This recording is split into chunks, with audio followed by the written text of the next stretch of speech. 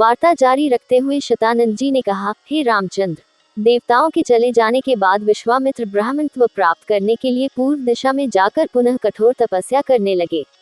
बिना अन्न जल ग्रहण किए वर्षों तक तपस्या करते करते उनकी देह सूखाकर कांटा बन गई। इस तपस्या को भंग करने के लिए नाना प्रकार के विघ्न उपस्थित हुए, किंतु उन्होंने उन सब का निवारण किया और वह भी बिना क्रोध किए। तपस्या की अवधि समाप्त होने पर जब वे अन्न ग्रहण करने के लिए बैठे, ज्यों ही प्रथम रास उठाया भी न था कि ब्राह्मण भिक्षुक के रूप में आकर इंद्र ने भोजन की याचना की। विश्वामित्र ने अपना भोजन उस याचक को दे दिया और स्वयं निराहार रह गए।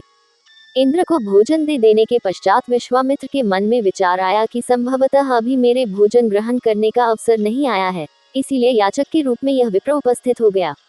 मुझे अभी और तपस्या करना चाहिए। अतएव वे मौनव्रत धारण कर फिर से दीर्घकालीन तपस्या में लीन हो गए। इस बार उन्होंने प्राणायाम से श्वास रोककर महादारुण तप किया। उनके तप से प्रभावित देवताओं ने ब्रह्मा जी से निवेदन किया कि भगवान, विश्वामित्र की तपस्या अब पराकाष्ठा को पहुंच गई है। अब वे क्रोध और मोह की सीमाओं को पार कर गए हैं। अब इनके तेज से सारा संसार प्रकाशित हो उठा है। सूर्य और चंद्रमा का तेज भी इनके तेज के सामने फीका पड़ गया है। अतएव आप प्रसन्न होकर इनकी अभिलाषा पूर्ण कीजिए। देवताओं के इन वचनों को सुनकर ब्रह्मा जी उनसे देवताओं को साथ लेकर विश्वामित्र जी के पास पहुंचे और बोले कि हे विश्वामित्र, निसंदेह तुम्हारी तपस्या प्रशंसनीय है। हम तुमसे अत्यंत प्रसन्न हैं और तुम्हें ब्राह्मण श्रेष्ठ की उपाधि प्रदान करते हैं। तुम संसार में महान यश के भागी बनोगे।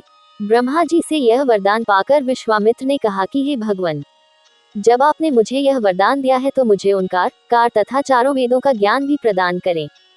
प्रभु, अपनी तपस्या को मैं तभी सफल समझेंगा जब वशिष्ठ जी मुझे ब्राह्मण और ब्रह्मर्षि स्वीकार करेंगे।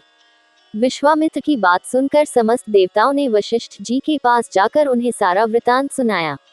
उनकी तपस्या की कथा सुनकर वशिष्ठ जी स्वयं विश्वामित्र के पास पहुंचे और उन्हें अपने हृदय से लगाकर बोले कि विश्वामित्र जी, आप वास्तव में ब्रह्मर्षि हैं। मैं आज से आपको ब्राह्मण स्वीकार करता हूँ। हे रघुनंदन, इतनी कठोर तपस्याओं एवं भारी संघर्ष के पश्चात विश्वामित्र जी ने यह महान पद प्राप्त किया है। ये बड़े विद्वान, धर्मात्मा, तेजस्वी एवं तपस्वी हैं। राजा जनक भी शतानंद द्वारा वर्णित विश्वामित्र जी की कथा सुन रहे थे।